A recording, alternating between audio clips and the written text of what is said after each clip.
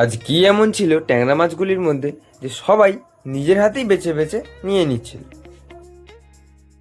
Hello বন্ধুরা, কেমন আছো সবাই? আশা করি সবাই ভালো আছো।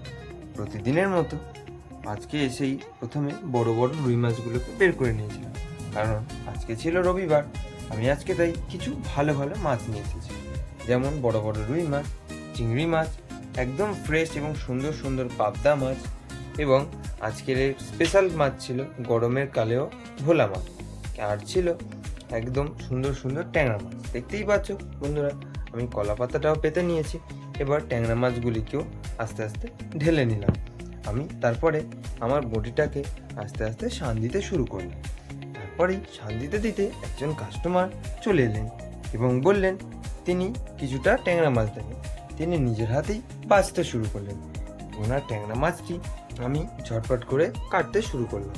আমার ট্যাংরা মাছগুলি কাটা শেষ হতেই ওনাকে দিয়ে দিতাম। তিনি ট্যাংরা মাছটি নেওয়ার পরেই বললেন ওনার কিছুটা চিংড়ি মাছও লাগবে। আমি বেশি দেরি না করে 100 টাকার চিংড়ি মাছ ওনাকে দিয়ে দিলাম, কারণ তিনি 100 টাকার বেশি চিংড়ি মাছ নেবেনই না। আমি তাই ওনাকে সমস্ত মাছটি ঝটপট করে গুছিয়ে ওনাকে দিয়ে দিলাম।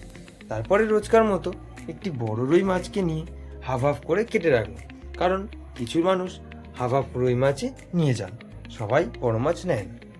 দেখতেই পাচ্ছ বন্ধুরা রুই মাছটা কত সুন্দর। তারপরেই আরও কিছু কাস্টমার এসে সমস্ত ট্যাংরা মাছগুলি বাছতে শুরু করে এবং বেছে নিয়ে নিল। আমি আরেকজন কাস্টমারের কিছুটা ভোলা মাছ তিনি বেছে রেখেছিলেন, বলেছিলেন পরে এসে কাটিয়ে নিয়ে যাবেন।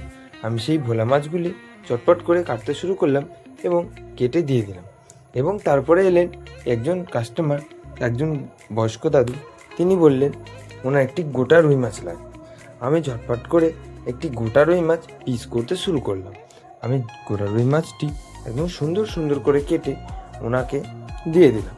তিনি কিছুক্ষণ পরেই ওনার সাথে আরেকজন এসেছিলেন, ওনাকে নিয়ে এসে পুরো রুই মাছটাই নিয়ে চলে গেল। দেখতে দেখতে সমস্ত মাছই প্রায় শেষ হয়ে গিয়েছিল। আজকে খুবই তাড়াতাড়ি আমার সমস্ত মাছ বিক্রি হয়ে গেল। বন্ধুরা, দেখা হচ্ছে আবার কোনো নতুন ভিডিও। ততক্ষণের জন্য